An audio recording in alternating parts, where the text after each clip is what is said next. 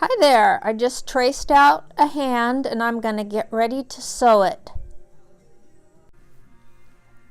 Alright, so I use an open-toed foot to sew my hands, that way I can see the lines.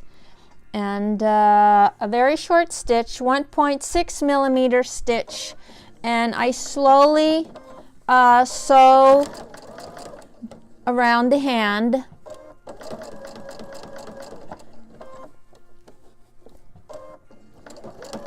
Making sure that I stay on my trace lines. I hope you can all see this. This is a kind of a new thing for me, this recording what I'm doing. So I carefully go around each finger. When you get to the bottom of in between the fingers, you want to make sure you get at least 2 stitches. And continue on, so all the way, so all your fingers. I go slow. Slow is good. I'm not in a hurry, so that way you get good even stitches. Make sure that your throat plate has a hole in it, not a slit, because sometimes fabric can get pulled down into the machine if you have the wrong throat plate on your machine.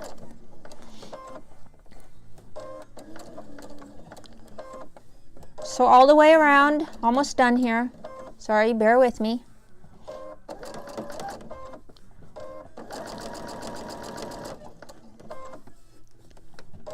You get the idea.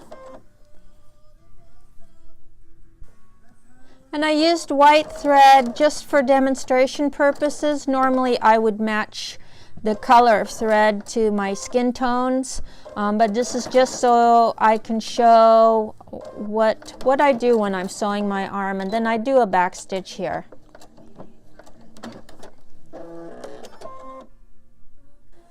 Next, using a small pair of scissors, I cut my hand out, or the arm / hand, and I get pretty close to the stitching. Hope you can see this. I mean, I cut really close to the stitching.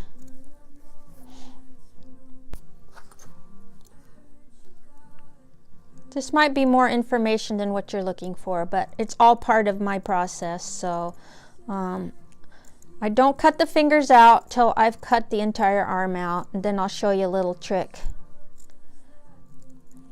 So this is like a scant 1/8 inch seam allowance that I'm doing here. Now I flip the arm over so you can see it better, so you're not looking at the trace lines, and then I take my small pair of scissors and I come almost 1 to 2 threads away from that 2 stitches that you made in between each finger, being careful not to cut the stitching.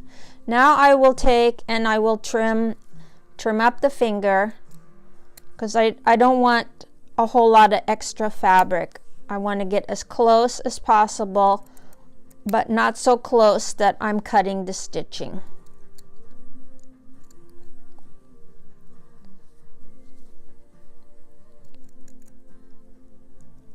Feel free to fast forward if this bores you, but this is all, it's kind of what I do.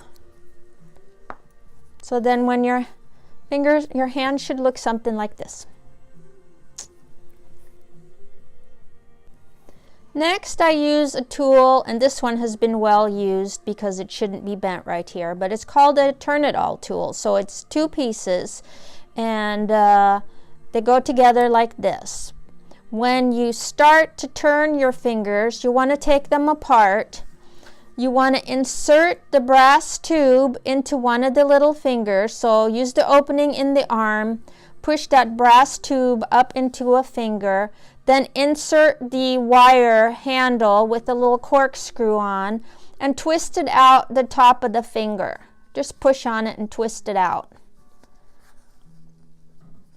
This one has been used, so this may not work on this finger. Let me try again. I need to find me some new ones. So you're pushing it out the top, while you're holding the finger pretty tight.